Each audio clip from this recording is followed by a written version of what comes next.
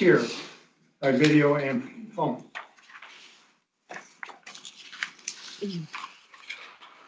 Okay, let's get started. Good morning, everyone. Today is Wednesday, October 8th, 2025. It is now 9:02 a.m. We're going to get started with the Buffalo Water Board meeting. So as we do with every water board meeting, we invite the public to attend and/or attend virtually. If you would like to speak on any of the items here, please raise your hand in the MS Teams chat or come off mute and we will acknowledge you.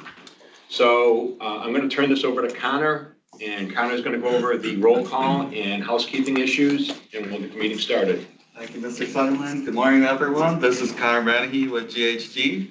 I'd like to wish a warm welcome to everyone joining us for today's October Water Board meeting. And as a reminder, this meeting will be recorded. So to start things off, I'd like to introduce a couple of housekeeping measures.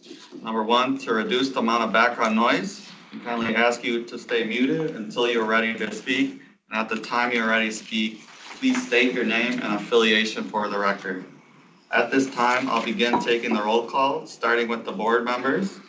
After I say your name, please say here or present. Bill Sunderland. Present. Debbie Lombardo. Present. Scott Billman. Present. Bill Hanley. Present. And Tim Donovan. Present. Thank you, board. I'll now move on to the regular attendees, starting with Peter Merlot. Present. Jack McMahon. Present.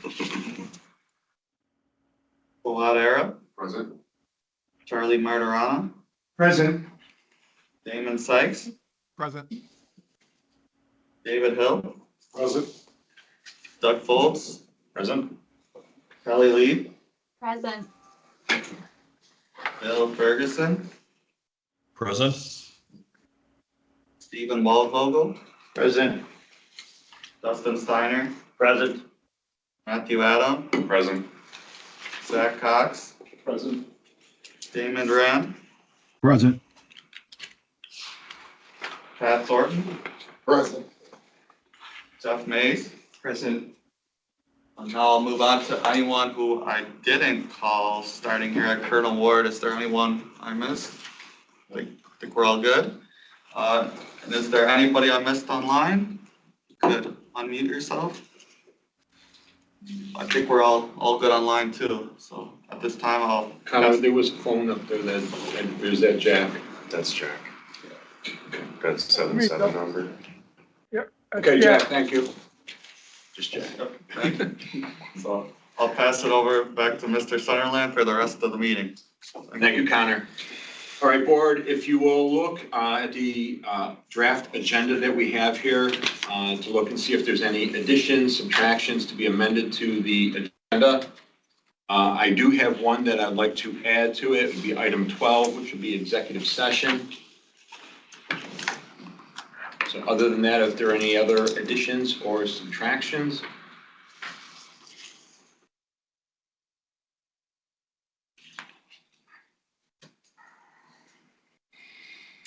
Okay, hearing no other comments, is there a motion to approve the agenda as amended for adding item 12? Billman will make the motion. Donovan second. It's been properly moved and second. Hearing no other questions, all in favor? Billman, aye. Donovan, aye. Hanley, aye. Sunderland, aye. Lombardo, aye. All right, great, thank you, everybody. We're going to move to the next item. It's the approval of the meeting minutes from September 10th, 2025. Board, if you will review the draft meeting minutes that were distributed and see if there's any changes that need to be made to these.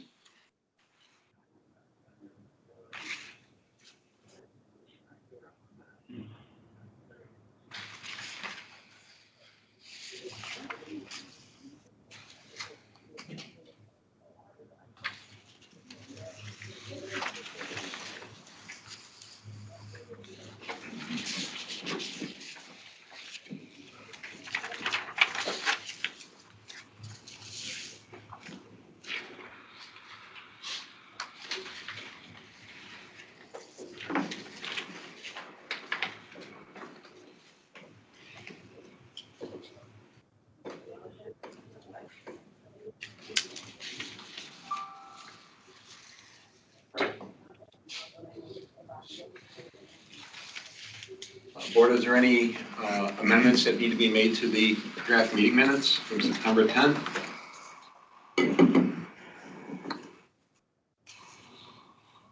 Okay, hearing no comments here, is there a motion to approve the meeting minutes from September 10th, 2025? Hanley, make a motion to approve minutes. Don Philman, second. It's been properly moved and second, hearing no other comments. All in favor? Hanley, aye. Philman, aye. Donovan, aye. Sunderland, aye.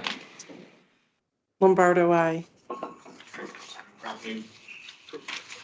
All right, we're going to move to the next item here. It's the public comment period. So as we started the meeting, if there's anybody from the public either attending virtually or in person, if you would like to speak now, or forever hold your peace. Nobody jumping in. Mr. Chairman, I would like to just take a moment. This is Charlie Margarana, the council. I simply want to thank Lisa Foti for her many years of service, dedication, and invaluable service really to the water board, helping to plan the rate schedules and particularly the bond financing over the years with her insight, her cooperation, and skill. And we'll miss her. Well said, Charlie. Thank you for bringing that up. She's been an integral part of the team up to this point. So, and we worked together. I was thinking about that, the three of us, since 2001. Thank you. Thanks, Charlie, and I agree 100% with her 30 years of dedication to the water board. We're going to miss her. Definitely. Yeah, I didn't want to, not about me, but yeah, I appreciate Lisa very much, both personally and professionally. Lisa has supported this board and the city in ways that a lot of people will never see and know. And even in her announcement of relinquishing her role and retiring from this role, she has already worked with the controller's office to put in place a plan to achieve the bonding that the board wants to achieve later this year and early next year. So, and she remains available to answer questions and the like, but her kind of intelligence, her practicality, her people skills dealing with a lot of challenges was very much appreciated, and we'll miss her. Very much so. Anybody else would like to comment? Okay. We're going to move on to item number 4, the staffing update. Mr. Merlo? Thank you, Chairman, Vice Chairman. Pete Merlo, Secretary to the Board Principal Engineer. I haven't talked with the latest numbers. Doug, I don't know if you have the latest and greatest in terms of our staffing levels. I know it's constantly moving. Morning, Board. Doug Foltz, Veolia Operations. On page 14 of the board report, we have the positions listed. It actually does list the August headcount. We did not get the headcount for September until late last night, so it didn't make the board report. But discussions with Kellyanne, it has not changed materially. We're currently at 68% staffed of budget. That's 96 positions of the 141, or 75% staffed on target. A couple items to note on the operations side, which is great.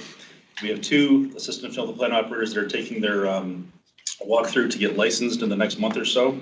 And the third AFPO will take his class on 10/20.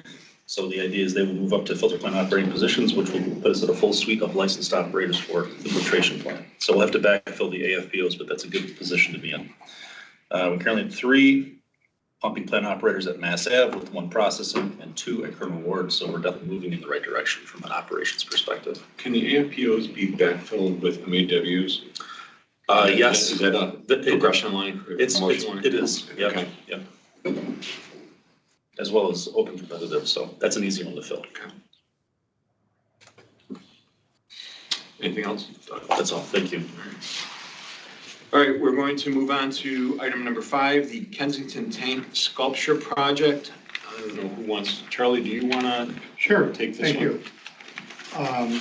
You have before you a proposed resolution together with a site access and public art project agreement that is labeled in draft form. But this agreement has been worked out with called True INC, which has a funding grant with the city of Buffalo and the state through a program called the GIVE Grant, particularly with the Department of Police.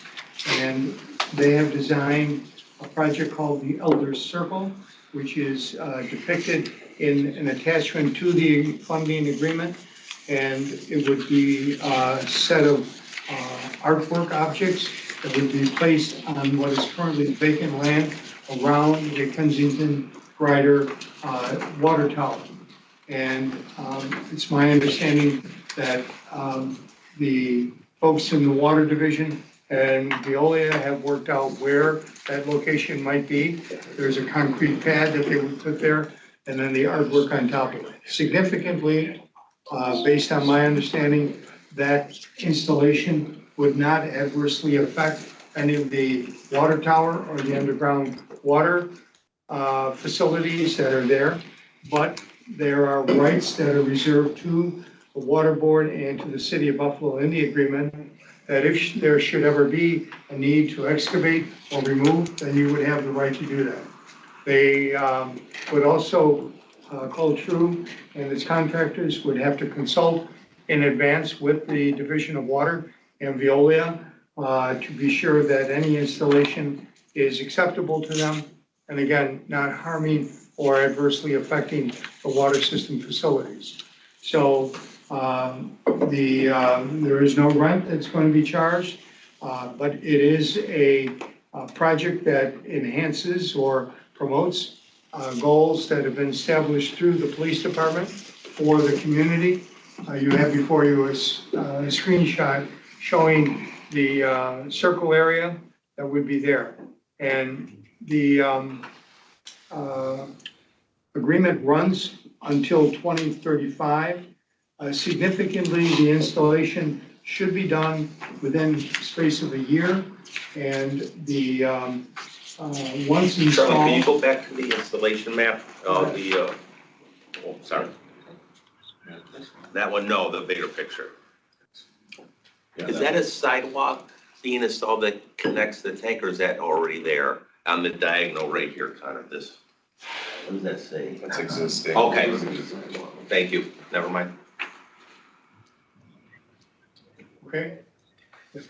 So what the water board would be doing, in essence, with regard to this agreement, is you would be granting on your land a limited, non-exclusive, and irrevocable access and license to install and maintain the project and to occupy a portion of this property going forward. The project would be considered a type 2 project under the State Environmental Quality Review Act and would not have a significant adverse impact on the environment. And as designed, again, we don't anticipate an impairment of your operation and maintenance of the water system. So there is a provision for indemnification and insurance by the contractors of the water board and the city during the course of the construction. And once installed, it would be considered a gift of property over to, meaning the installation, over to the city of Buffalo and the water board. And they have a duty to maintain the artwork going forward. So if there's any vandalism or any other deterioration, damage to the artwork, it would have to be, in the first instance, referred to Ultru to maintain and repair. Charlie?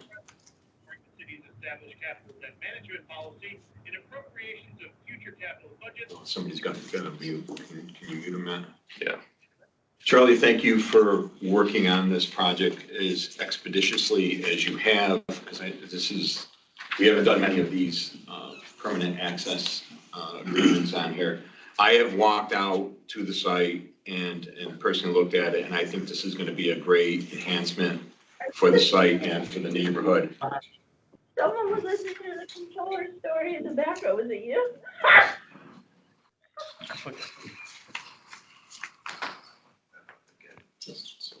See that? Okay. Good. Okay. So personally, like I said, I'm in favor of this, and we've worked out all of the legalities of the access agreement. Is there any questions from the board regarding this? So Charlie, it's, they have to install by August 26th, That's the plan. right? And the term runs through 2035. Right.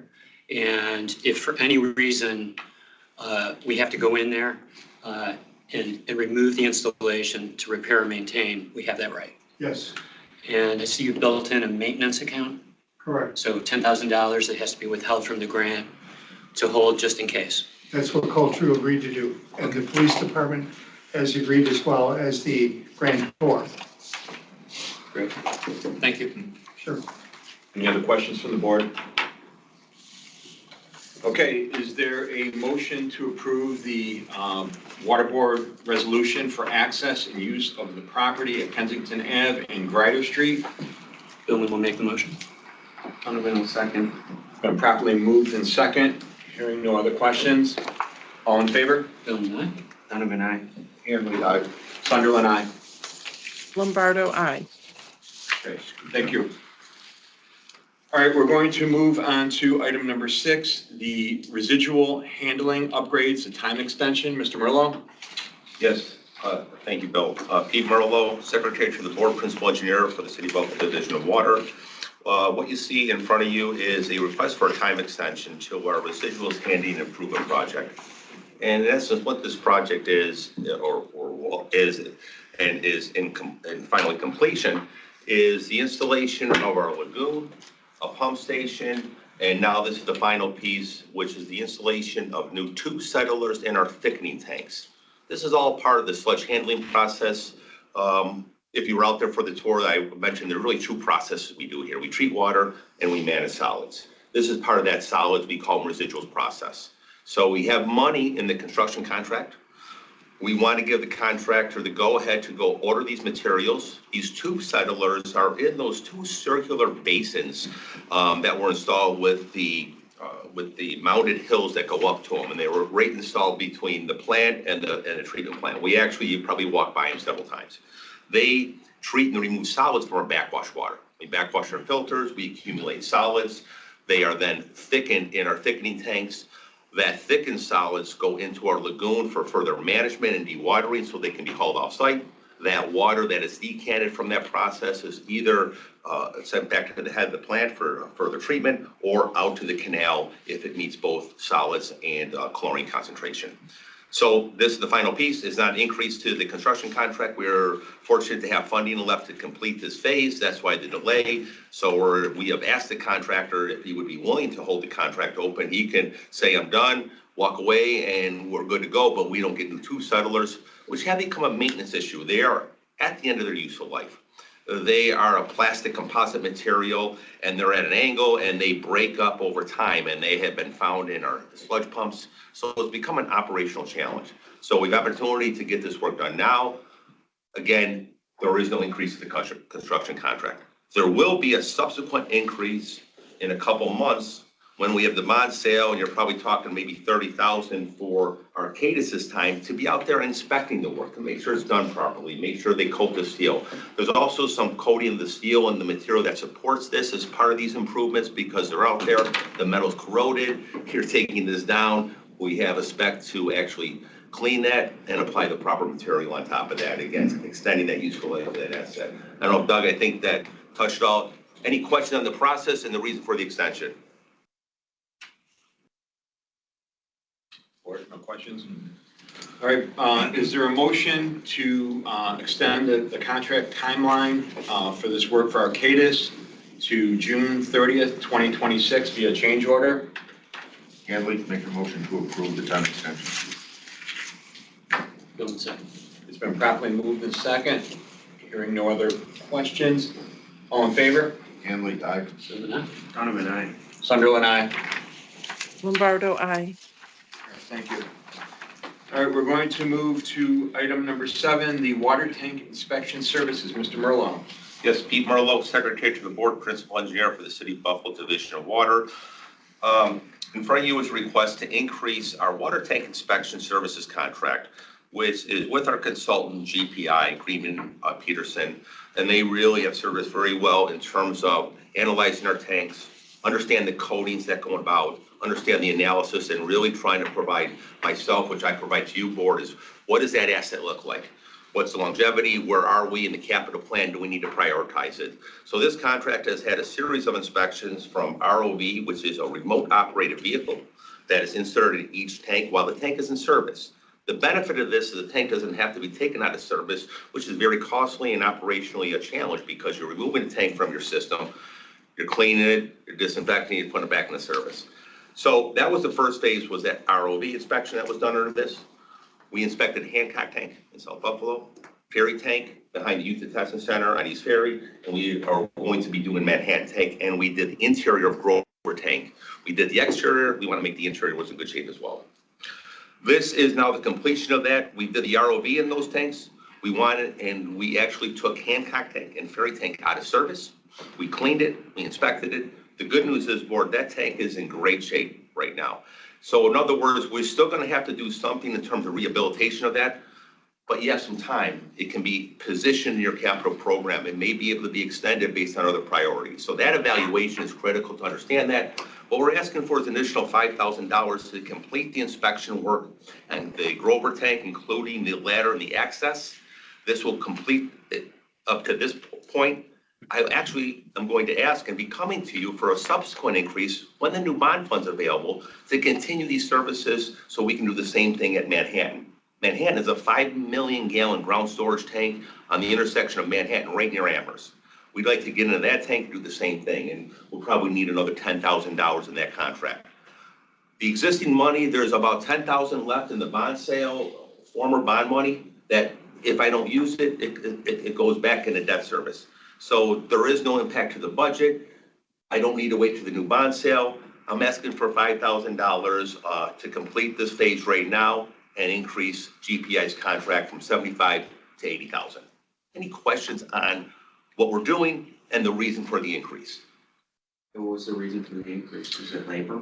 Yeah, it was just more time to do some of the inspections on the larger tanks. We couldn't complete the piece at Grover. Now, we can delay that work, but I'd like to wrap Grover up right now, especially since I have the funding available to do it now. And like I said, we're gonna have to delay the Manhattan. And these inspection services are kind of on an as-needed basis, so it's like an O&M contract with our consultant because sometimes they're bringing in different agencies to help them clean it, help them disinfect it. So there are services required to do the inspection that are sometimes above, typically engineers sitting in a room looking at this crunching numbers here. So the cost, it's almost like the $75,000 gave us maybe a year's worth of inspection. Where are we? We're reevaluating. I'd like to increase it to get to that 80 to finish where we are. And then again, once we have more bond funds available, there is money in there to continue these services for Manhattan Tank. But that, I don't have the funding right now until that bond sale happens, if that makes sense. It's really managing the funds that are available for this work. And this work is for this asset category, this bond fund. I can't use it in distribution. I can't use it for O&M. It's either on this asset or basically that bond fund will go back, we're not in arbitrage yet, so we're still in good timing, Scott. We're almost at the end of it. It's just cleaning up that bond fund because the money you get it's exactly what you spend. That never happens. It's usually I need more money. Sometimes actually I have funds left over. That's the case here. Manhattan tank could exceed 10,000 depending on what they find on the inside. Yeah, what I'll do is come back to you with a recommendation of a not to exceed number that will give us time to get Manhattan done, give us a little buffer in there, and then if we need it, great. If we don't, we just disencumber it, goes back into the account. But I like to approach it that way. I don't want to have enough funds to stop something. Normally, this was a case where because the funds were so critical right now, I wanted to make sure we had the funds available. Otherwise, this work would have had to delay based on funding. We're right at the end of it, and the bond sale is being delayed. It's just forcing some tough decisions on my end. But we are moving forward with the bond sale, my understanding, Stephen.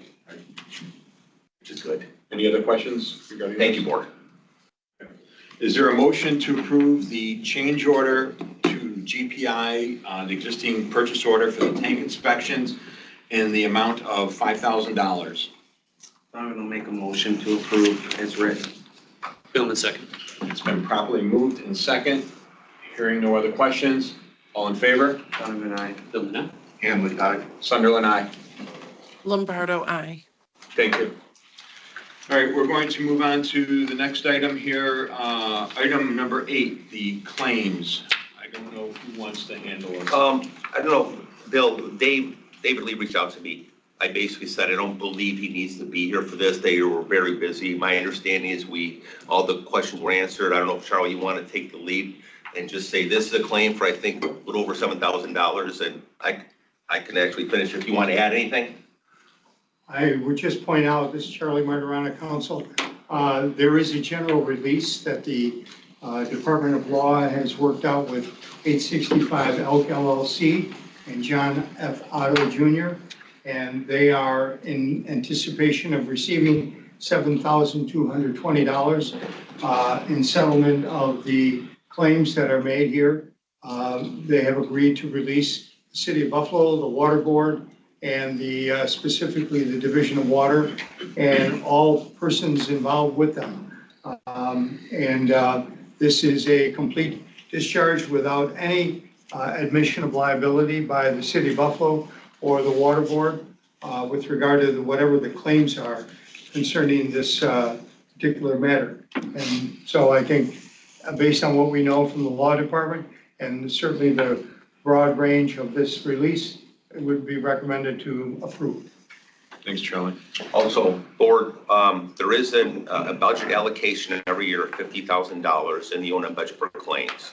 Typically, that has met what we've typically seen in front of the board. I say this because it was a couple months ago, we did have a lot of claims that exceeded that. But again, this particular claim will be handled through the normal process. I'll work with law to get the payment information. So after approval, there won't be, it's in the budget already. And we generally don't see a lot of claims come before the board. Yes. All right, board, any other questions regarding this release for a claim? Charlie, because the city's a named defendant, do they have to go to claims and counsel?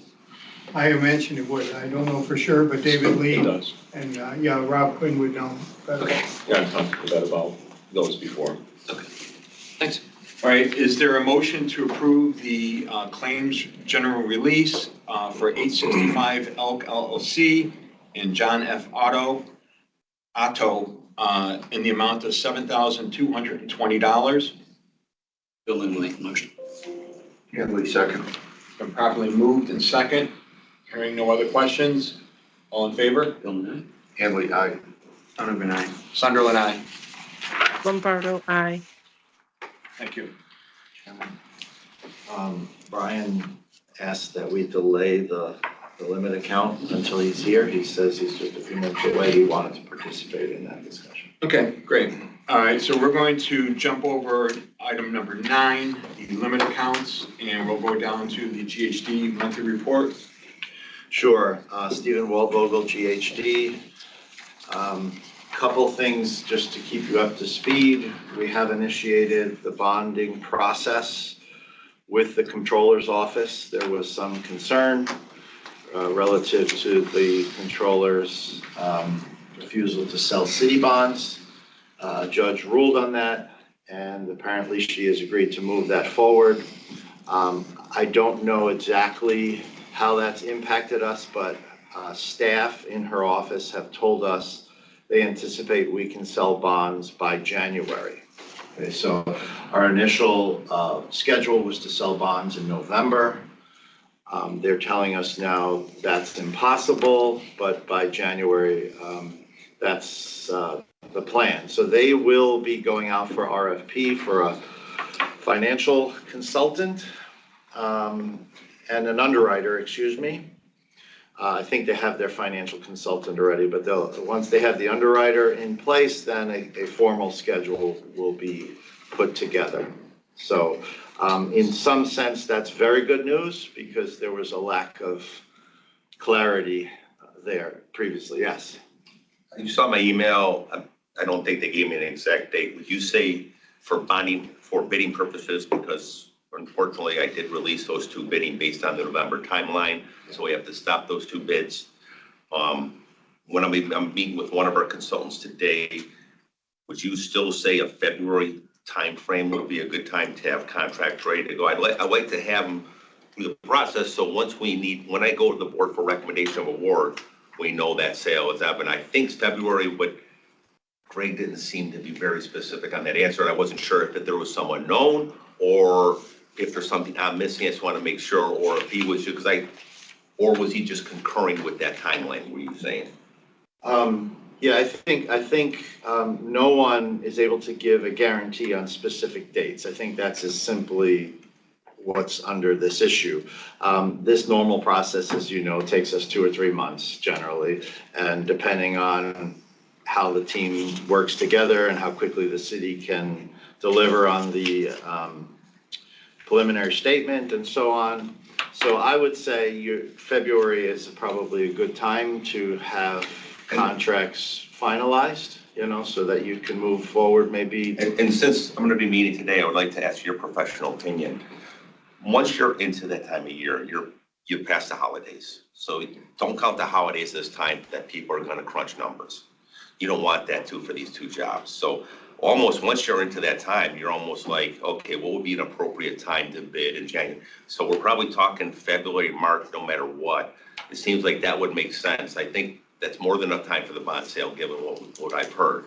Would you kind of agree with that approach if I kind of set that up and just say, hey, we're going to put off the bids till after the new year and set a bid date in maybe February to give them a whole month of January to come back after holidays, clear out the fog, cobwebs, and put some good numbers to it? I don't want them coming on January 2nd having to submit a bid, so I can be February. I'm just talking to you about practical decisions that have to be made, and I need all the help I can get.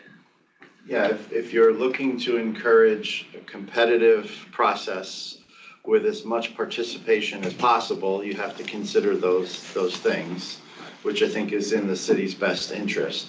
With regard to receiving bids, say the end of January, or say February. Say sometime in February. I think that, because it's going to take 2 months before I have, or a month before I have a recommendation. So you will have the money. Okay. You'll have the money in the bank. I would say a day or 2 after the sale happens. It moves quickly. Very quick. Yeah, so then it's all down to the city's processes upon when you can award.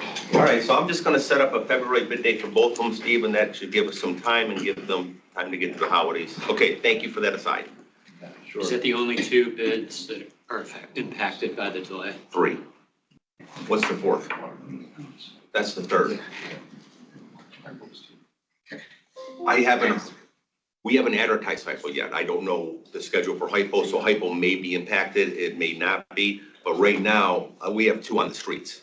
The roofs and Mass Ave are on the streets we have to stock, and the water cuts, which is critical, keeping up with our restoration, is right behind it, right? Peter, just question, why do you have to cancel the bids? Because obviously the timing between when the bids come in. My concern is on these jobs, you don't want to be able to take bids. When you take those bids, you have 45 days to make a recommendation of award. I don't believe we can make that recommendation until we know the money's in the bank, because I have to come to you and say, select that. I get that part. So how do you time the 2? We are timing it for the November board meeting. Right now, the board, you cannot approve the bids at the November board meeting. So what does that mean? What if we go to the December board meeting? You're really into the holidays, you're doing it, now you're automatic. If I miss November, you miss, it automatically leapfrogs. And Does that make sense? Okay. The time is so far in between also is that the prices could change. Oh, yeah, the difficulty is November would have been a very good timing for people to put numbers together, get ready to go, line up jobs. The further we delay, we get in other contracts, other projects take over. There's a lot of work going on in the area. That's why we are pushing for that bond sale. So it is what it is. We're going to make it work. We're still going to be early in 2026. We're going to let people know these jobs are coming. So I don't think that's going to be an issue. But I think the timing is now dictated for us based on what we talked about. And I'll shoot for a February bid for probably all 3 jobs at this point, or all 4. It's going to be scattering through that period. Is the 45 days how long they hold the bid price for? Yeah, a lot of firms, we have missed that deadline in the past. And most people will hold their numbers, but on this large jobs, this could be something that just is something we don't even want to get into. So once I know the money's there, you know, the consultant's gonna make a recommendation. I can have the recommendation within that 45 to you, and you say, yeah, we're approve the report of bids. We send out the notice of award of contractors, hey, you've been selected, please submit contracts, insurances, and that process takes 2 months. So it's the timing of when that money's available that I can come to you and ask you to approve this. Okay, so moving on, very briefly, as some of you may have known, GHD's been assisting the board in a number of areas, particularly interesting this month. The city council has taken an interest in some of the things you've been doing, so I've spent some time with Brian. And also, I will say that Matt has been really helpful in terms of gathering data and presenting data, and so, Thank you, Matt. yeah, trying to prepare some messaging on rates, looking at fire flow issues. We have some ideas of building on what Matt's already been doing to try to, I guess, get out in front of things with council and try to educate them. In my very humble opinion, talking to them at council chambers is not really the environment for really constructive dialogue. It's just lack of context, lack of attention. So Brian and I yesterday were thinking about meeting individually with council members on a host of things. So GHG is happy to try to support the board in that way, and really wanted to commend Matt's help from Veolia in helping us gather that data. So the only other thing I'll mention is we've been working on your predictive model to determine where your lead lines are. That is necessary with regard to the EPA lead and copper rule improvements. And that data will be incorporated into your inventory over the next year or so, well in advance of the compliance date. So I just want to add, I mean, we spent quite a bit of time in council chambers yesterday. You know, it's not the best forum for, you know, to communicate with the council members, but I think it did help. And I think the key with them is it's awareness, it's education. They're not aware of many of the things that the water board deals with. They're not aware, they certainly weren't aware of the arrears. And you know, the need for these increases because of that, and the need for a collections program, because they'll be the first to contact us when that starts to really ramp up. But I think, you know, the understanding for the need for it, because just before our item, they were talking about other fines and fees and things like that the city doesn't have teeth for to try to collect, and it's at about an 8% rate. So. Yeah, I think it was effective, but Stephen and I are talking about with Peter as well, doing some more one-on-ones with some of the council members. So I appreciate your time, Stephen, because we were over there for a little bit waiting to be called. It is a challenging forum.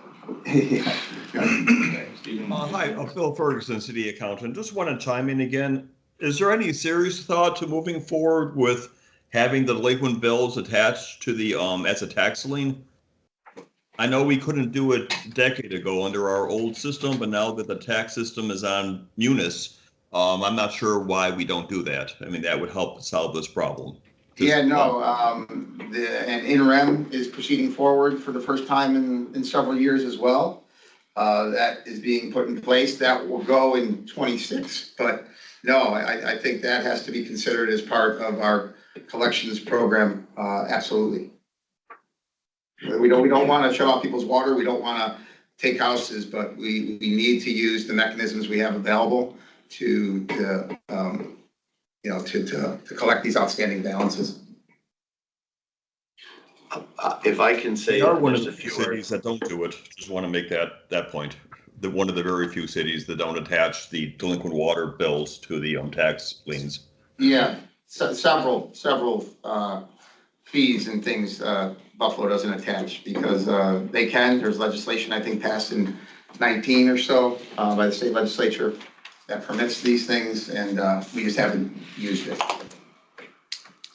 So, yeah, just a few thoughts to contextualize that. So Veolia has initiated, and we are going to be pursuing a collections process in-house. focusing on the largest delinquencies with the ultimate remedy of turnoffs. I would say in parallel to that, we will be considering transferring of debt to taxes. However, as we have said for many, many years, there are logistical challenges to that, and we need to make sure we do that in a very smart way. The implementation of a new billing system will facilitate that, and I would say that over the next few years, that should become our practice to do that. In the short term, there are some really big logistical challenges that we should be working on collectively to overcome. Yeah, and so I'm not aware of those, Stephen, but, and I think, you know, the ultimate recourse that we want to see be effective is the notification and the shut-off program that we have available to keep within our house, so to speak. So I agree with that. Okay, yeah, we're done, I think. Yeah. All right, we're gonna go right to Veolia, and then we'll go back to the limit accounts. So Veolia, David. Thanks, sir. David Hill, project leader for Veolia. I'll be brief. Quick summary of the affordability programs for the past month. Under our RAP program, our affordability program, we've had 2,047 customers signed up for that. The 65 plus senior discounts, we have 4,419.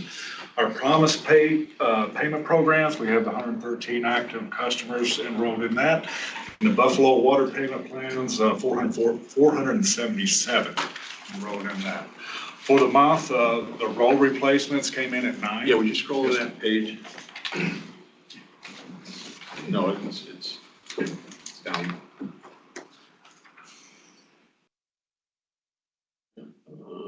Yeah, there you go. Okay, yeah. Excuse me, row replacements, we did 9 for the month, last month. Jumping to revenue on page. Excuse me, were those all a result of breaks? These are probably leaks. Or customer service leaks on their lines. Okay, right, on the left. Yeah. So Brian, you can see from 2020 till present, we've repaired. These are the rolls. 2,100 Rolls? Rows. 36 last. What was the cost on the roll? Anywhere from probably 10, 12, 15, depending on where the main is.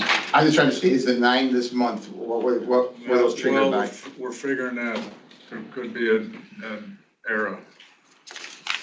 But the question is the same, though. They're all triggered by leaking service lines. Yes, correct. On the customer's letters? Yes. And reminder, that is a policy that's just simply of the water board, it's not anything regulatory. Right, okay. Matt just confirmed it was 34 for the month. So 34 for the month of September Yes. and roll.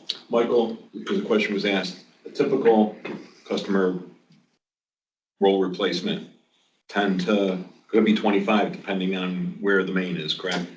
No, we have exact rates for an inside, outside, or full, which could be anywhere from 7,000 to 12,000 based on the amount of restoration that specific job has covered.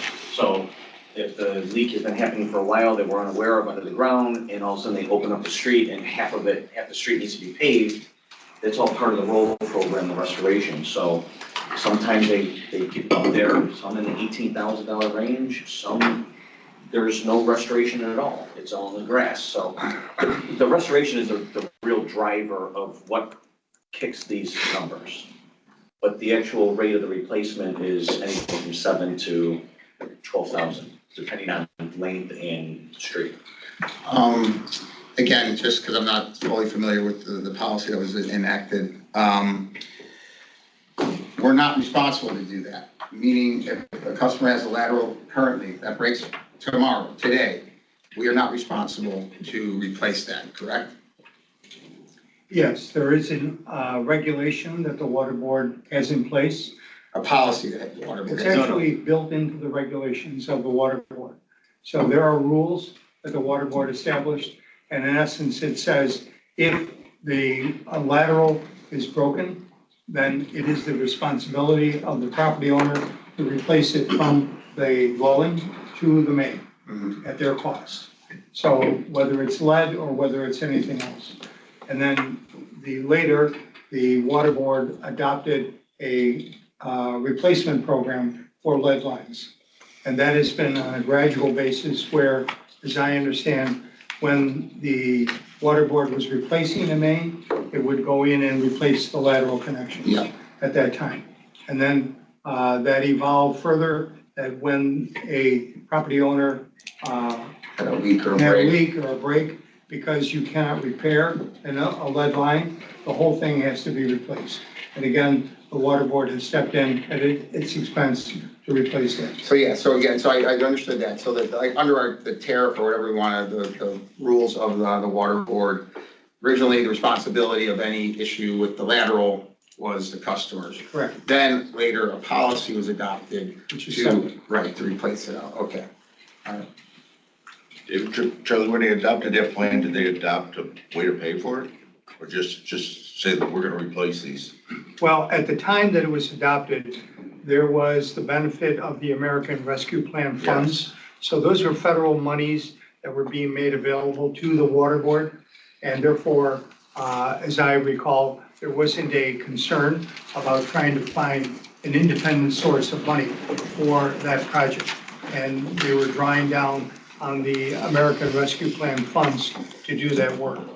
That has gone away, so there is obviously, from a good fiscal management standpoint, a reconsideration that should occur about how this program should go forward, if at all. I just have some concerns. We took 9 million out of reserves to balance the budget. Now we want to take another 2 million, which takes us down to about 7 million in reserves. And we're gonna go to the bond market. They're gonna look at a reserve, say you have a very unhealthy reserves. I think that all affects it. I think there are some grants available. There's some federal grants, state grants. I think there's money out there. When's the last time we researched getting help from the federal government or state? So a couple things. I don't believe that in this case, you are being asked to draw down reserves at this point. Okay, there is budgeted for money for the request on the table today. That's in the budget. The money from the feds or the states is extremely limited. The bill. Stephen, but how much was that Well, allocated towards the roll program, or did we use that for something else? there is, well, it's a combined limit account, which funds your high priority water main repairs and the roll program. So it's in. I was asking where the ARPA money gets spent, not the program itself. ARPA money or the budget? I thought he was asking for the funding. I'm The sorry. funding Tim. that we were saying, I mean, I thought it was just brought up that we got federal funding to Where'd that go? budget this roll program, which when I'm looking at these numbers, it doesn't look like it would take us 20 years to get. Yeah, that so money. that's, I think what Charlie's referring to is several, I mean, probably 4 years ago or so, there was an allocation from the general pool of ARPA money that the city received that they allocated to the water board. There's some confusion there as to that item and what that was for, whether it was capital, whether it was for customer assistance with arrears. That's a whole different item, Mr. Donovan. Yeah, I'm just a little confused because I thought we said we used that money for the roll program. We couldn't have used all that money on the roll program in that amount of time. I Just think looking that's- at the numbers, 50, 29, he said 20,000, well, I'll give you 20,000. I mean, that's well short for. There was, however, a rational plan, if you will, when the roll program was put into effect, in that there was federal money available and dedicated to the city of Buffalo, which allocated money to the water board. How that was spent, I can't say, but I'm just saying, in planning, that's how it was planned to be executed. And so obviously now we are at a different stage here. And like I said, the question from a good fiscal management is, do you continue this policy going forward of replacing old lead lines regardless of the wherewithal of the property owner to pay for it? Again, go back to, you have a rule that is in place that says you may not repair a lead line So if you have the typical situation, as I understand it, there's the water main and a portion of the lateral is a lead line, because it's an old line, and then another portion, say from the sidewalk to the house, is copper. You're not gonna replace the copper line if it's in good shape, but the lead line will be replaced. So Mike Wolaz can attest better than I can about the logistics of doing all that and what the relative cost is. But in some cases, I think you have found that there are old lead lines all the way from the main to the house. And in that situation, again, no repairs can occur, it just has to be replaced. So there is a mechanism within the regulations and the schedule of rates where that cost could be passed back to the property owner and put on their bill. Whether you want to do that or not is within the board's discretion and how to plan the financing. Yeah, and I'm sorry, I'm not sure, I didn't mean to ask this to jump ahead to the item that's in advance because of me, but I'm not sure if we should stay on it or get through this, because I'll just segue off of Charlie's comments that, listen, if there was a main replacement along the street, I understand the concept of replacing the laterals along with that project. But I think there's gotta be a bigger strategy for the water board that we don't have in place right now related to the EPA and the LCRI mandate. And role is just kind of this piecemeal approach that a lot of resources are going to. My final question is this, is if it's responsibility of the customer, which technically it is, or by tariff or Buffalo Water Board regulations, rules, what have you, it is.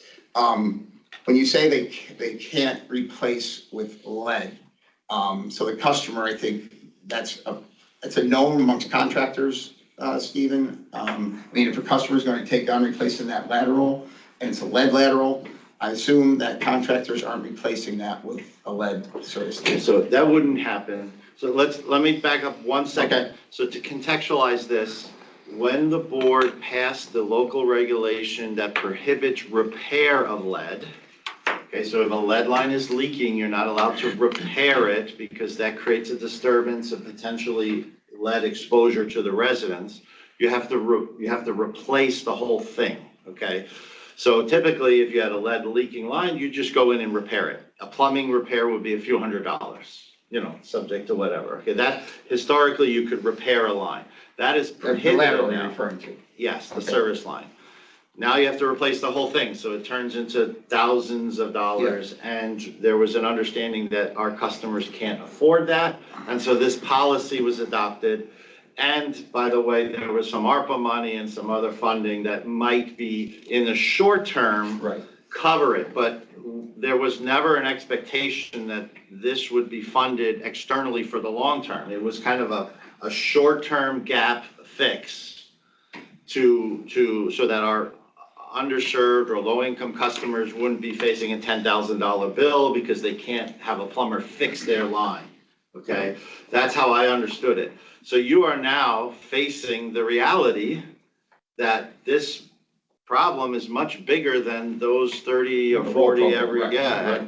And the funding is not there externally. Typically, there are programs. The water line saver program. Yeah, but there is not anywhere near enough money to cover the lead lines in the city. I can tell you, it's $135 million for the entire state of New York for lead line replacement. That's correct. Well, that's what I'm saying. When we're talking about grants, that was the money. Oh, the amount of money that was available. Allocated. Yeah. For the entire state.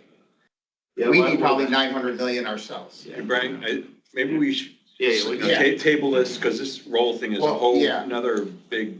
And Stephen, I just want to say, I guess the item that we spoke about yesterday, could we speak about that today, like an executive session as a discussion, or would that have to? Because I'm not asking Charlie because he doesn't know what No, we can do that. Okay, we can. Do that, yeah. All right. So let's table the roll discussion for another sidebar. Yeah. And because that is a much bigger discussion and going forward. I just have a thought. All right, David, you want to? Sorry, David. No, that's fine. Real quick, if we could focus on page 12 of the board report, please. I'll stay in tune with limit accounts. this is a summary of our current limit account statuses. Before we get into the ask, I would like the board to take a look at our specialty maintenance account on pages 9 and 10 of the board report. We have 25 ongoing projects at the plant associated with the specialty maintenance account. Not going to ask for an increase on that one today, but I think it's important to note that where your money is going, and I just wanted to point that out.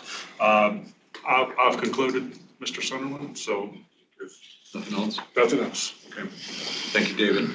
All right, board, we're going to move now to item number 9, the limit accounts. Doug? Good morning, board. We have 2 memos for your consideration. The first one is going to be for spoils. Spoils is the dirt we removed during a main break. We dispose of that temporarily in our yard, and then we have a contractor haul it away. We currently are likely exceeding the allocation of $50,000. We are requesting the board increase that allocation by $100,000 to bring to a total of $150,000. I believe that is within the budget for what was budgeted for this year, this contract year. That is correct. Thank you, Peter. Just for note, we did rebid the spoils contract. We have a new framework in place to meet current regulations on spoils management and disposal. We have not started the haul out under that new agreement yet with the contractors. We have 2 on board for that. So we do anticipate some escalation of costs because they do have to engage a qualified environmental professional. There's sampling in place, so there's a little bit more scrutiny on the regulation side to manage spoils. Doug, can I ask something on this? So Please. the spoils limit account is not subject to the Veolia administrative fee, right? No. Okay, so although the board is getting the benefit of spoils removal and management by Veolia, it's simply a pass-through at this point. This is simply a pass-through. You're not paying anybody anything for that other than the actual contractors doing the work for spoils. That's different than the other limit accounts, but this one is like that. Can I ask a question on this too, just from a budgeting perspective, Peter? When these requests are made, I've noticed that it always seems to be in the budget.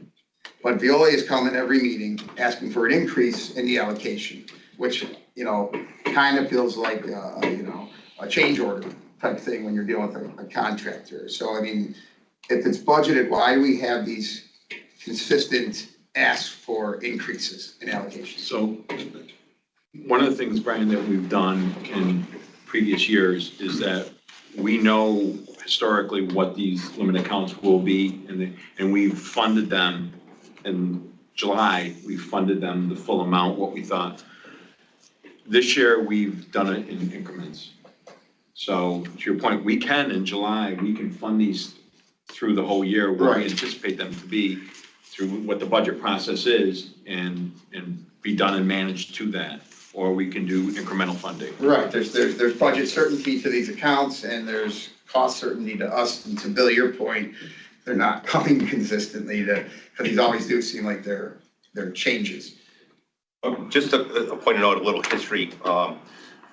As Bill mentioned, this contract originally, when we procured it back in 2010 or 9, there was acknowledgement that these costs were there. It was purposely left out of the agreement, so only a fraction of those costs were applied to each limit account, as you see, that define those categories. Acknowledging that the board would have to fund those via the budget. It was done 2 different ways. At first, every time Veolia wanted to exceed that, they came to the board every month. The board approved it and did a subsequent transfer to pay for that, acknowledging that it was never, the original contract allocation was not going to support it, and everyone knew it.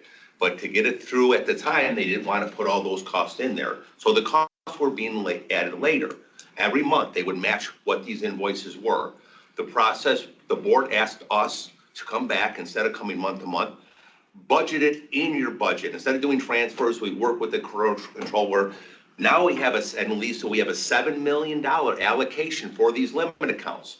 This was done prior to last year where we had the little issue. We thought that number traditionally has met every fiscal year except last year and now this year, and the trend is going up. So there's a $7 million allocation. So all this is doing is allowing the Veolia to spend the money that's budgeted.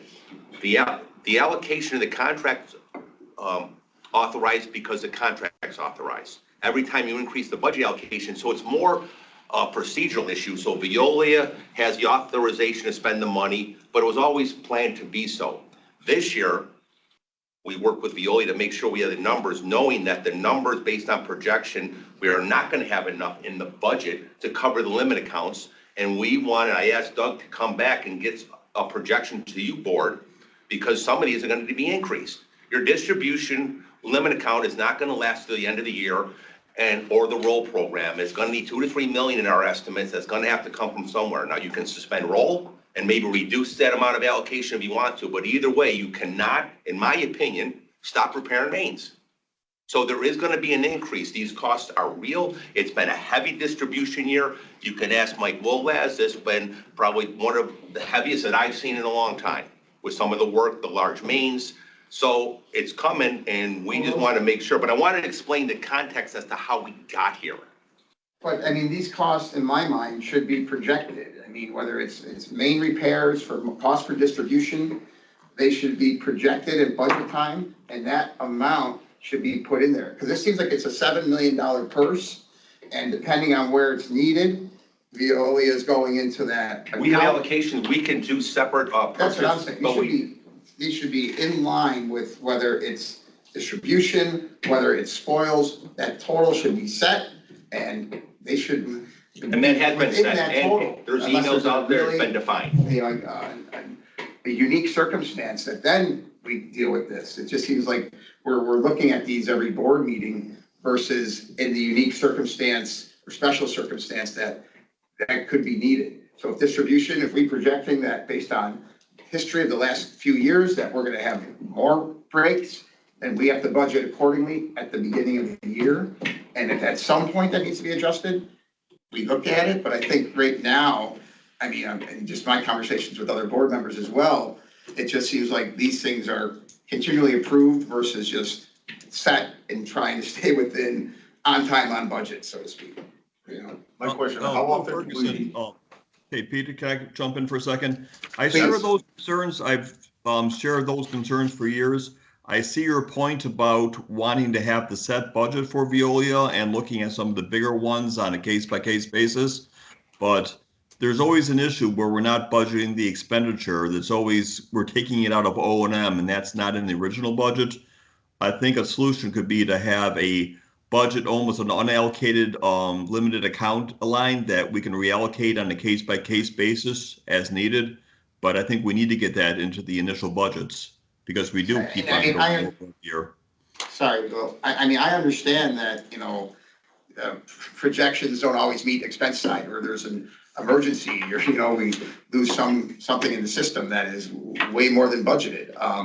But I'm just trying to get This would be welcome on my end. It's been a little chaotic. I'd rather have that and just administer that and approve it as needed, and that could be everyone's approval. That would be. And I'm assuming it'd be better for Veolia. I'm not certain, but you guys can speak to that. We just, for what we wanted to provide a little more detail on the trajectory of what the investment is on the board's behalf. So we did provide some regression analysis on the memos that kind of show the trajectory of where we're going. I mean, it's going one direction. Right, yeah, all the time. So right. Hopefully this is more helpful for budgeting purposes for future years, but as we get more data, this will get more refined, the slope of that, it's gonna get more accurate, and we'll know where we're gonna end up. Okay. Yeah, Veolia is amenable to working with the city beforehand and working with them on their budget and trying to, you know, we can give them the expectations. Yeah. They can be laid in there. I guess my question And is how these often? expected costs should be budgeted, maybe not to Veolia, but as part of the overall budget, regardless. I mean, if we know that we're gonna get that, I can see not putting them on the Veolia line, but they need to be budgeted each year.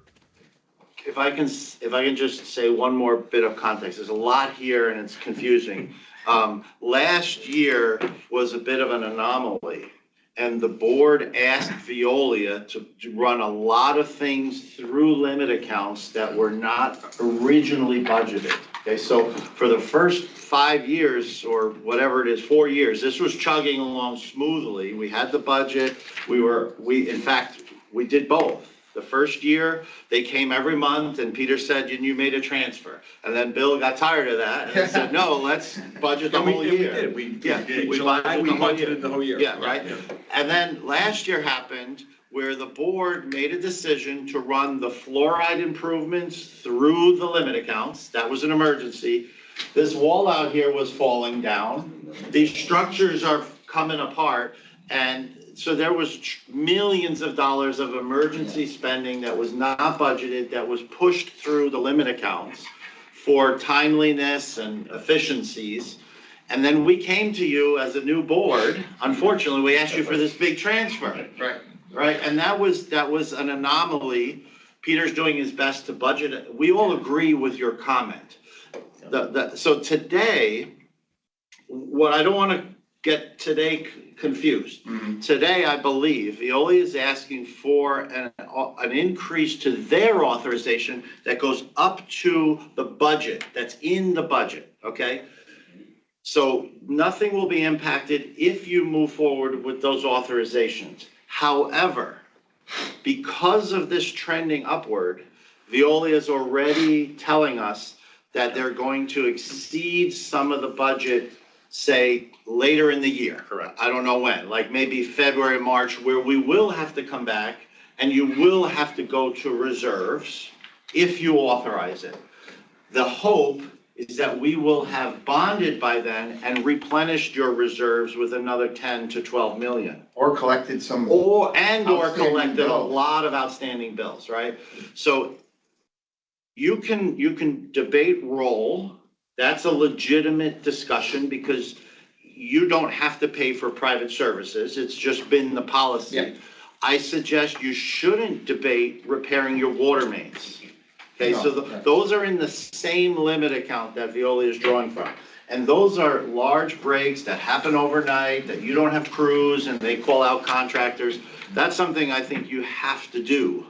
Roll is more, I think, room to debate and think about it. But today, I think they're looking for authorization to keep these programs going. And I think we should look at it every month, Brian, because you're so short on reserves. I make sure it's on the agenda Yeah, every month. and if the bonding doesn't happen by January, you're right, Bill, you're not gonna have much to supplement these amounts. So today, we're not at that point, but that is coming in a few months. I hope that helps. So Stephen, on that point, and if we're on this item, is that part of a role, is it combined in here with this 2.5 million? Yes, That's it's for, combined, yes. that's for main repairs as well. Yes, That's the problem. yes, They're yes. Right. together. Combined in Yes, the same right, category. Yes, yeah. So, So, Brian, should if be we're doing, separated. if we did 34 roll replacements last month, just use $10,000. right. That's, so if we say. I don't wanna do one more roll replacement. So that's why we need to have the separate meeting. If we make that decision, that is money that's not going to be expended every month going Sure. forward. Right. Which could be used for main repairs, Well, which we know are gonna happen. Winter's and coming. But what I guess where I'm going is, can this be amended to project, like you said, whether we're going to suspend roll, Stephen, so we can reset, as you mentioned, on strategy. And I'm not talking about resetting for very long, but we have to have a discussion about a way, way bigger issue that we're facing that isn't part of these meeting agendas. And again, that's the LCRI. But could we amend this where that projection for roll, if the board proceeds that way, is taken out and this is approved for a lesser amount? Well, the request for approval, of course, we Yes, can do yes, that. we could do Of course, the request for the approval is just to. I'm not saying, I just wanted to ask. It's just up to the budget. Right. You could direct Veolia, don't spend any of that budget on roll. Like you could say, just fix water mains, right? That, and you'll have a longer time before you reach the budget then, in that sense, So there's that too. Yeah, and just for context, approximately half of what the total ask for, in the next memo, 4.58 million, approximately half of that is for roll. So again, I'm looking at the 2.5. So the 2.5 is currently what's allocated. Yep. For Veolia that we're authorized to utilize. Right. We're requesting a $2 million $2 million, increase. that's gonna be 4.5. Correct. And that is budgeted, according to Peter and Stephen, correct? Correct. And 2 million of that Approximately half of that total. 2.25 is, for roll. For lead replacement that we don't have to pay for. Okay. So it's, another way to put it, you're spending around $300,000 a month. Yep. On roll. Yeah. About, you know, just. Yeah, that's rough numbers, it's big, it's money. Or a little bigger even, you know. So I think, Brian, I think we need to prioritize that single subject discussion on roll. And Right. Let's get to an agreement on there and then. I'll say one more thing. This is just an opinion though. This is just an opinion. I would suggest you don't stop roll abruptly without thinking it through. Like Veolia has to have guidance and directions. We need to have a public relations element to this. I mean, if you stop it today, it could just cause a public relations nightmare, that just abruptly, that would be my opinion. Because it's been in place for a number of years. You have an accompanying regulation which prohibits people from repairing lead.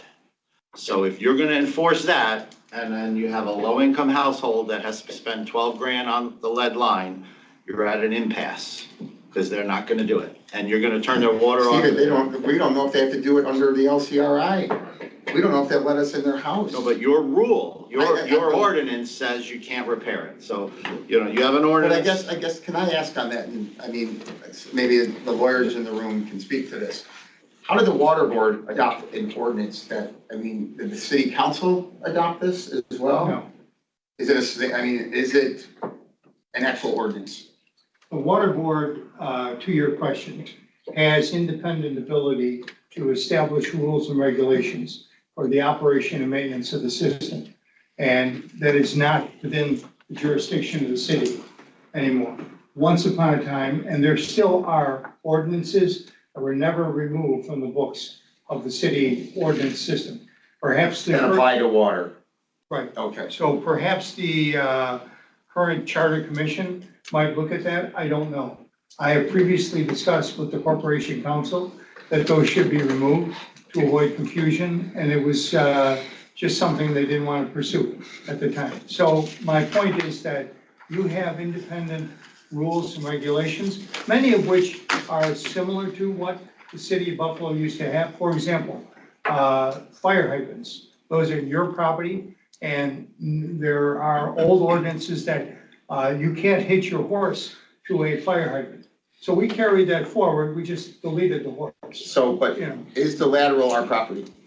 Technically, we can't. No, it's not. It's not. It's Okay, private this is where I'm property. going. Yes, So it's private. would this stand up in a court of law for someone to say, hey, I'm gonna replace my line with lead. I don't care what the Buffalo Water Board says, because this is my property. It's not our system. at No, that point. because they would not be allowed to do that. We would be able to go into court and say this is contrary to the regulations that are duly established of the water board, no different than any other regulation that's there. So if you are collecting and you are imposing a lien on a property, which is what you do, even if we don't file a piece of paper in the clerk's office, you automatically have a lien, which you have the power to foreclose. So long as your numbers are accurate and you can defend them, you have the right to seize a piece of property through the foreclosure process, okay? So that's all built into, I use that as an example of a tool of enforcement that you have built into your regulations. Same thing with, you must use a plumber, a licensed plumber in the city to go touching the water lines. And you have to go to the city and contact Mike Walleyes and his people to reconnect or disconnect with the water main. So all of these are built in. Sure, because I understand the licensed plumber because they're connecting to part of our property. Right. Our system. Right. I can't tell them if they're gonna replace a line with some other material than lead on their lateral, but then they have lead inside the house in their plumbing fixtures. I can't tell them to replace those. That's their home. That's correct. Inside. That's where we shift. So is the Brian, lawn. we're talking, Brian, inside service, outside service. I know That's what all I'm part of talking the about, matter. though. I know what I'm referring to. What I'm saying is, they don't have to grant us access. Correct. Well, So you- my question is legally. You could get access if you needed to, you'd have to get a court warrant, Sure. okay? If they're not gonna allow you. The meter and everything else is inside. I Right. guess where I'm going is, just again, the policy of the roll program. We're not even certain if people have to change these out under the federal mandates. There's a lot of questions about that. There's a lot of legal back and forth. So I guess I'm just trying to determine, you know, again, if this cost that we're bearing, that technically should be right now on the customer side, is there some, you know, ways around it? Because you're concerned about this PR, you know, matter. I'm not so concerned about that. I get the issue of lead, I get the public health issue, I get the constituencies in the city, but this program was adopted, you know, as an approach, I would assume, when mains were being replaced, to do it on a per break basis, one in North Buffalo, one on the east side, one on the west side. It's just this piecemeal approach that, what are we doing with it other than repairing, you know, infrastructure that we don't need to repair? Another approach that was used, and I'm not sure how much is still promoted, was to direct people Insurance, yeah. to get the whatever insurance Water lines, companies yeah. are available. And there are, I received a offer the other day in the mail. Yeah. And these are things that the water board can, without naming the company, say this is a good thing for roughly $100, whatever. A person can have peace of mind that the insurance company will pay $10,000, $15,000. Yeah, I just think, you know, we're a new board here and we're trying to advance from some policies, I think, that historically have put this board in a position financially that's not great. There are policies of not increasing rates. There are policies of not collecting. I get COVID, I get all of that. And now we're having policies that we're gonna replace lateral service lines that are owned by the customer on the dime of every customer in the system. And I just don't, I'm not supportive of that. For what it's worth, you are not alone. There are communities all across the state, indeed the country, that have been grappling with how to deal with this. Right. Even irrespective of the federal. I have a thought. We'll save that for executive session. So, and I just wanted to add, there has been an issue from a legal standpoint over your ability to use public money on private The land. public funds, right? The state controller issued what I would view as a very helpful opinion that basically says, yes, you can do that, because there is a serious concern about health, welfare, and of the public concerned with that. So whether the board decides to do that, you're absolutely right to engage in the inquiry and figure out what is the best way so the board retains its self-sufficiency financially and is prudent with its money. There's no question about that. So today, though, we're looking at limit account authorization. We're gonna, in a moment, we're gonna go to a further discussion on this, Brian. Okay. Right, because we want to. There is a federal lawsuit that's challenged the LCRI right now on 3 premises. The fact that EPA may have exceeded the Safe Drinking Water Act, right? The private property issue, which is what we're struggling with here, and then the ability to pay. Those 3 premises. But I would say, let's try to resolve this issue and then we'll come back hijacking to Bill's roll. efficient management of the meeting, I'm sorry. I will relinquish at any point in time. No. Can we open up to the public comment period again? We do have a new guest joining us, Mammy Chevelle Walker Knight. Well, Who is that? Once again. Yeah, good morning. Hello. Hello, good morning, everyone. Good morning. Morning. Did you want to speak on a item? I'm here. Can y'all hear me? Yes. Yes. Okay, because I'm in City Hall, because I was trying to get to the meeting. I didn't know that y'all were at a different location. Go ahead. And last time I was here, I was there before you. Y'all said I could come back once my issue was resolved. For That's help with correct. the road, getting assistance with the road program. Yes, this went to housing court, and I guess there was some outstanding issues, is what were reported back to us. Yes, and that issue, I went last month and it got resolved. That is I just not, have to pay a fine. I don't know how much the fine is. That's it. that is not the report that we received back from the Inspector John Rossi. Mr. Rossi, I don't know what report, but that's what happened when we were in court. So I don't know what he told y'all or didn't tell y'all, because I was not in Yeah, front if of you're him. at City Hall, I would suggest you go down to the 3rd floor and see Mr. Rossi, because he reported back that there was outstanding issues in housing court. When did he report that? After the September 18th meeting. Okay, and there were no outstanding issues. Well, my I don't know recommendation why is that, I'm gonna be honest, this man, he's been targeting me ever since because of someone else. Like I apologize that he was even there. I don't even know this man. I don't even deal with him. I never had to deal with him. I don't even know why he showed up. Even when I was in housing court, I even told the judge the same thing. And even the judge was like, sir, that's not what we're here for. I mean, yeah, I got my boards on my windows because people was breaking in my house. I mean, I don't know what this man's issue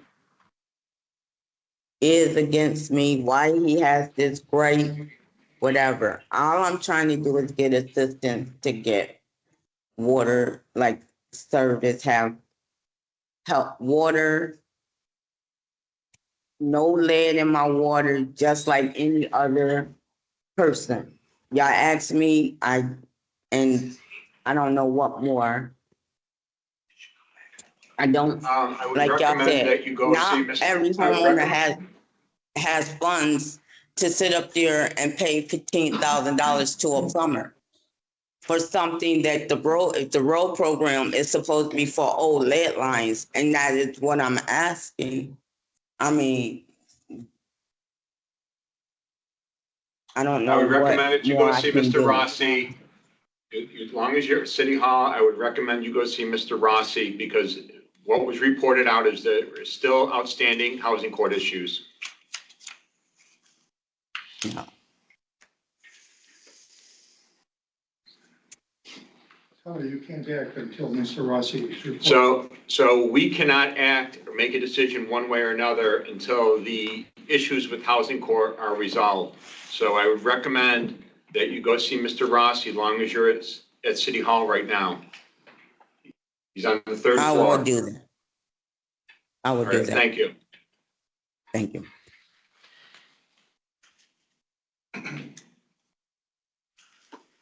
All right, we lost Brian now. We need to go. Yeah. Well, Yeah. so, well, I just want to make sure he's okay with funding these up to the budgeted amounts that we have here.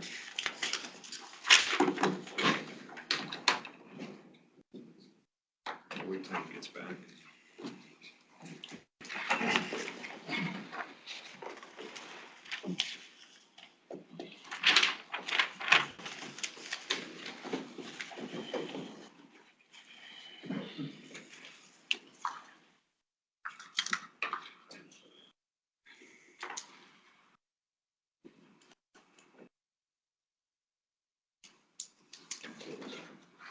So, maybe, I think his concern was with regard to roll.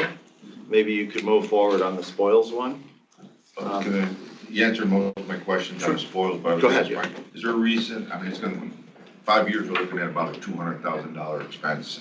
I see the costs have gone down, but is there a reason why we don't use DPW, our own services, to haul the spoils? We have 18 wheelers. I don't know we've ever entertained that, but And Pete Marlowe, Bill, just from a standpoint, we've looked at combined services. We may be looking at one point for a joint campus, but at that point, DPW has their own concern. Our vehicle fleets are in better shape, unfortunately for them, but for us. Oh, I know. They don't have the capacity. Our spoils hauls requirement is a daily service. And I just don't think they have the vehicles or manpower. I mean, basically, they're hauling salt, they're plowing streets. I was wondering, how often do we pull, do we take it out of state? Is that a concern? We have 18-wheelers, and is there a reason why we can't just haul it ourselves? You have to have a place to put it. We have no place to put the spoils. Where do we put it now? Contractors taking it's theirs. Yeah. And Doug, you're the guy. Yeah, so the new. It's just an understanding of the process. New program that's in place, there's, the DEC's put forth some new environmental regulations surrounding spoils management. We've actually engaged with a company called Ensol to provide us with a spoils management plan that's been sealed by a PE. Part of it is the contractor that's hauling the spoils has to engage a qualified environmental professional to sign off on the quality of the spoils that's being managed to make sure that it's appropriate to be disposed of as general fill. And if it isn't, it has to get classified in a different way and disposed of appropriately based on how it's classified. So we do our best to make sure that it's sorted, it's always classified as general fill, and it can go for reuse, ideally. We do separate the concrete, we separate the asphalt, and if we do see an impacted soil, we will isolate that separately and dispose of that as appropriate. So, If I may, I think you're specifically talking about hauling, right? Yes. We don't have the resources we used to haul until about 6 years ago, but we'd haul within the city of Buffalo. There's nowhere to take it within the city of Buffalo. Now we're hauling off-site, 45-minute drives each way. If my trucks are running debris, I'm not digging mains, I'm not doing fire hydrants, I'm at a standstill. So it became too difficult to juggle both. It was most efficient to hire a contractor, pay for trucks to run it while we're still doing our operation. If I'm paying Destro to fix water mains while I'm running dirt, it kind of defeated the purpose. So, hope it stays inside New York, or all the oil states here. We don't haul it away, so. it does, unless it warrants going to a contaminated site, which has not happened as far as we're concerned. The nearest site I know they're taking is 30 minutes each way. JT, somewhere out there. They're either doing that, Could go to Lancaster, or they're doing Niagara Falls. Right. They don't actually tell us where they're going, but I know it's about an hour round trip. They will now, under the new program, they have to tell us where they're going so we can monitor trip times and everything else. So the spoil piles are all over. They're not just one concentrated here, right? They're different places. Our spoils, we actually have a spoils yard where we're bringing everything from every day that comes to that. And it's kind of like a transfer yard, so it stages there. And then I think we're trying to get to a monthly basis where we're doing the haul out. Okay, so it's every month. Yeah, we've isolated spoils yard to 2 sections. We have an active stockpile and then a haul out stockpile. So we're not commingling from month to month, so we can isolate, sample, and then haul out as appropriate on one, and then we're actively filling on the other side, and then we'll Do you swap. get bid prices from different trucking companies, or it's the same? We have 2 contractors that we solicited, at least 10 contractors. 2 of them were responsive. We've actually engaged with both of them. Their rates were fairly competitive, but we wanted 2 in the event that from a scheduling conflict that one contractor could not perform, we could go to the next one in line. Okay, do we use both of them or not really? We are just starting to use them this month. Yeah. So Brian, are you okay with increasing these 2 limit accounts up to the budgeted amounts that we have here? So, I mean, the request again, we're talking about the 2 million? So we're talking, the first one is the spoils limit account. Yeah. So we've got 50 in there, we're gonna increase it by 100 to 150, that's the one motion. The second one is the high priority repairs and lead services. Now, I know we gotta talk about lead services after, at a separate meeting here, but that would be, bringing that one up to $4,587,000. That is the budgeted amount for this. Yeah, I would be okay with approving it to the budget amount, but the concern I would have is going to, the roll program. Right, and we need to address that regardless. It's in the same account, Yeah, I understand that. right? It's in the same account. So the question is do you do you outright prohibit that right now? Or do we kind of go to a separate discussion where we consider the ramifications of that? And you could act next month. And you could act. Could make a motion to approve it, Or soon. put a pause on expenditures as to the role and. So that, okay, I would like to do that. My biggest concern is that. Is the expenditures towards role at this time when we have to have a deeper discussion and a strategy that's larger than role. So. The money's been budgeted, we're just trying to find a way to make sure it goes to. Right, exactly. So to me, Bill, I like, or Scott, I'm sorry, his idea about, should approve the amount, but there should be a pause, and I'm not sure if it's an addendum item or if this could be done after or what. I just think if we wait till next month, now we have another month of $350 potential $1,000. And there's work that's ongoing that we haven't even seen invoices for that are coming our way that we Right, should that be you've done. anticipating, that we've already done. Right. Correct. So there's gonna be a lag on seeing what that total expense is gonna be.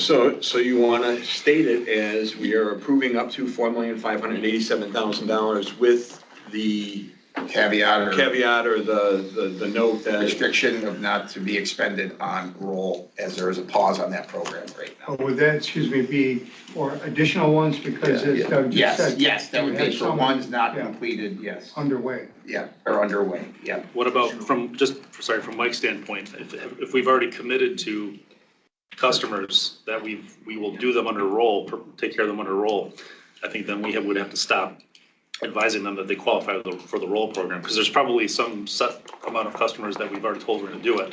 Yeah, so. And if there is, As long as then- they're signed up, we're gonna continue those, but as of today, we're gonna pause the program. Yeah, so those that have signed up can still proceed, even if it's not done, I think. If we told the customer and committed to them, that should proceed. No new orders. Right, Right. no new work orders, yeah. Does that make sense?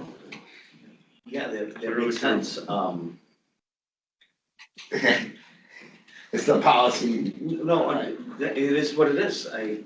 This is a major impact, on people though. I will say, we will be digging and terminating and billing the property for our termination work, because they're not gonna be able to engage plumbers to repair what needs to be repaired.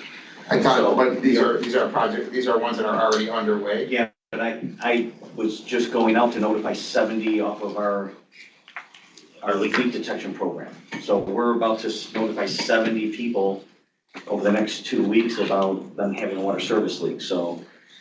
So to that point, so we're doing leak detection on these as well. These aren't originated from a customer that says, I have some water coming out of my lawn, or I have some. Yes, they are. But we have a yearly sweep of a third of our system, and we just got that report, and I was just going through that report. So now we go out and we notify people of what the findings were. And then because it is water service leak, might not be showing, we confirm that the company's correct, we notify, and then they're able to enroll in the So program. these are ones that we might have gotten contacted on because of a customer's bill or something, or, I guess what I'm asking is, do we do leak detection, do we go across lawns proactively, or are we doing that in response to something? No, we do that proactively, through- a third of our system. We're contractually required through our management agreement to do a sweep of 20% of the service territory every year. And we do Of the main service territory of our mains and Of everything. our mains. Yeah, we pick up while we go through the distribution system. We're going to people's lawns and. We hear a noise, we chase it down, we find we have to determine if it's a service leak or a main leak, and then we determine either way which it is. Those 70 accounts you're talking about, using the numbers generated, about $533,000. If they're all lead. If they're not lead, then they don't qualify for this. They all are. They're all lead, okay. You think And that's so? what we're gonna go out and verify, Yeah, but okay. there might be half a service, so it might not be that much money, or it might be a full service, mixed and matched, we don't know. Not what's going So, on, we've done that. I don't know how we budget for this. Someone has to give us some sort of statistical numbers of how many are in the city, how many have been replaced, how many are. CRI. Like, yeah, we It's need, coming in the next we discussion. need all that before I think we can make any So, sort of. yeah, this next discussion, I think, that will be enlightening. I think we'll have after this. Well, I think we hold off, we table the high service main limit account one. We table that for now. I agree. Well, they're at their authorization. Yeah, we're at our authorization of this. So they need some We money can't spend any more money. to keep the water mains at least going, because they're Main at. repairs. Well, can I just say, I have one more question on leak detection. So I'm not an engineer, I'm not a tech for leak detection, but I'm assuming you're going down the road and doing that over the city's main, which are normally, I don't know, probably 8 inches or larger? Down to 6 6. 6 inches or larger, okay. Yeah. And what is a lateral? Is that 1 inch, 2 inch? 3/4. 3/4 of an inch. Yeah, usually, yeah. And we have to determine, like, if we hear a leak, we don't know if that's in our main or if it's coming out of a person's lateral? We do know, We do know. yes. So then why are we going on lawns to confirm where that leak is, I guess? We don't say where it is on their lateral. We sound the curb stop or we sound the house to identify and make that determination that it's between the main and the home. So we know, so this, okay, so we know that, that their service line is lead. Could that main, because there's certainly gotta be, lead within our system. No, No, there's no, none. there's no lead mains. None. None. I don't know where anybody gets that from. There's no lead water mains. Well, I guess, is there any lead on our side No. of the system? There is a very, very small amount of leaded joints, They're non-leaded. but they're non-leaded. They're non-wetted. They're non-wetted, Okay. yes. So there is some historic leaded joints that are not in contact with the water. That's the only lead in your Some of the public water fittings system. Yeah. have a. But I just ask, because some But you systems have do. corrosion control. No, we have no lead Right, in some our systems do because that's, because if they're replacing the main, they have to replace all the customers. That is the lead under the LCRI program. Like if the water system has lead on its side. I don't know of any water system that actually No, I uses think he's lead. talking about the systems where they Oh, okay, own the okay. outside. We don't own the public side of the service. The customer owns the full service line in Yeah. Buffalo. Including the tap. Some in the main. systems, Yeah, Including the tap in the main. some systems. So that's different. Yeah, some Okay, systems okay, own up to okay, the bottom. okay, all right, Yeah. Bill, I'm done until the other discussion. So, okay, so I just want to make sure that we're all on the same page. Are we okay? We talked about spoils limit account, that we're gonna fund that up to 150,000. As far as the high priority repairs and pausing the lead service line, are we okay with the increase I'm to okay the with budget this amount? allocation, pausing that service line, and we could have a deeper discussion regarding Mike's service. Okay? Yeah. Just to be clear though, pausing this, a lead replacement program for any new orders. Yes, That would come in after today. yes. Right? New orders, if we're in process, And- let's complete them. And the 70 that are in process are in process. I guess, that's what I wanna know what in That's what I process. think he was saying. Your regulation, if we know that there's a leak on a lead service line, we tell the customer and historically mandated that they replace and repair their line. If they didn't, we go in there and we do it for them and bill them. That's what he's saying. That's what's gonna happen, because these customers don't have. No, we would We do not build No, I know. them, we terminate. We them. terminate them. Terminate. Without water. So they will have no water and it'll be a sanitary violation very quickly. This Wait, is, so this is where now you're getting into the requirements of LCRI, correct? Why would we terminate service because they have a lead lateral? No, they have a leak. they have a leak. It's not Okay, compliance. And we don't allow them to repair that leak. They have to replace the line. Now, Stephen, So if you drop that ordinance, So that's what I mean, so If to we me, drop we have that to have a order- discussion about changing that, because you can, roll is its own thing. That's a Buffalo Water Board thing. Yes, yes. That's no regulatory agency Yeah. oversees that at all. We have a bigger issue with the federal unfunded federal mandate that we're gonna discuss a different approach on after this meeting or an executive session. But we have to, in my mind, the board has to re-look at the policy that was adopted, not allowing a customer to repair a lead service line when, in fact, the requirement isn't, you have to have that replaced by this date. I don't know what the year is, Stephen, when, under that program where they have to be replaced, but 2030. as of right now, they don't.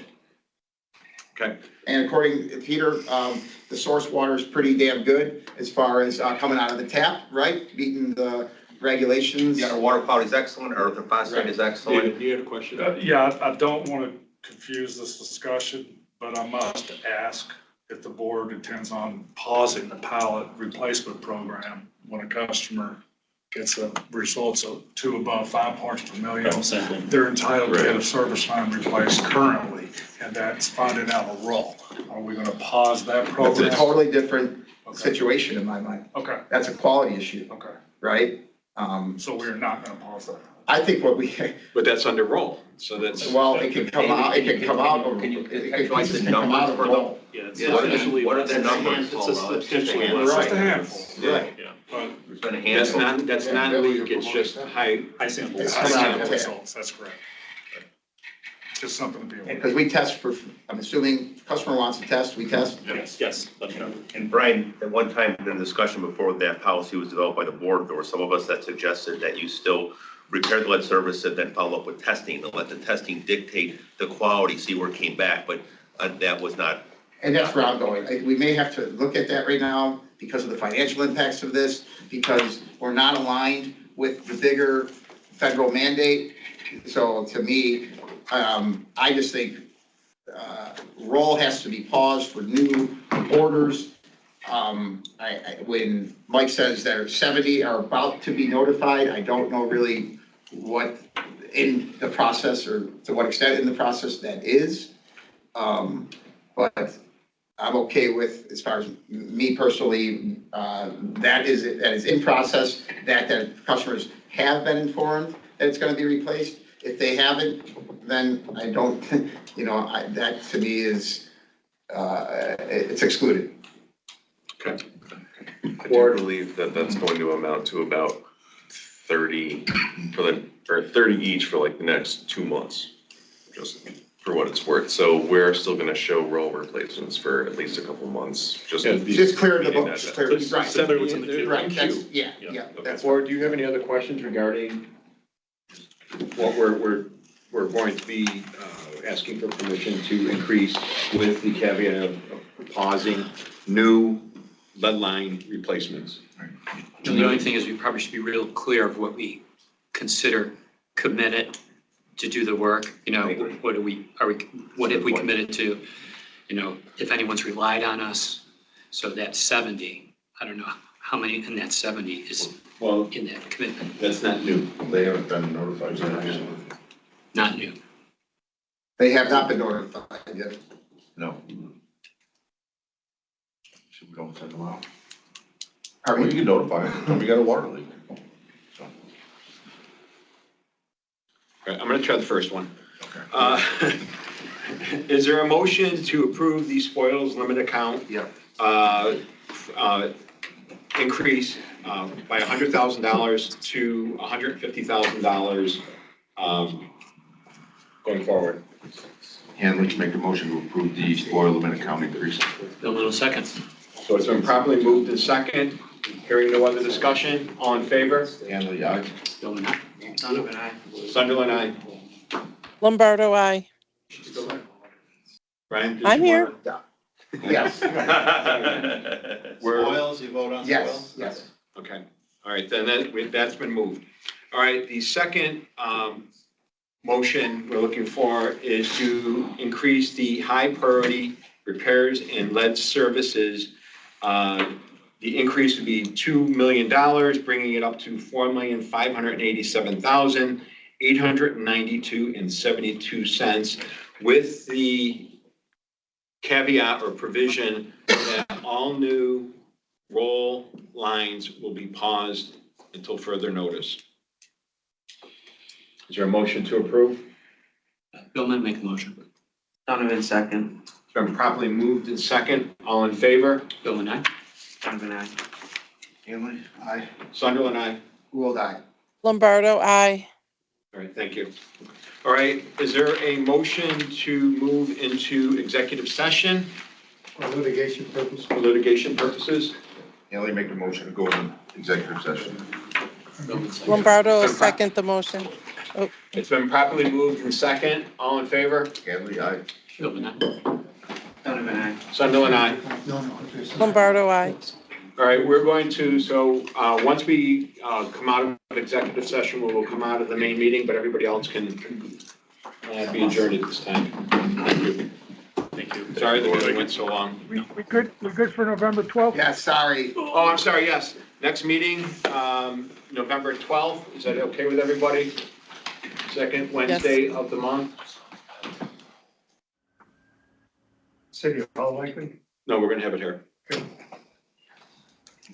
I just want to commend the plant is extremely clean. So the staff here, yeah, does a great job, Okay, yeah. Deb, I guess we're good for So, November 12th. So- Yeah. Thank you. Thank you. Yeah. All right, thank you, everybody. Oh, it's great. Thank you. We're on. Thank you. Connor, you keeping me on? Connor.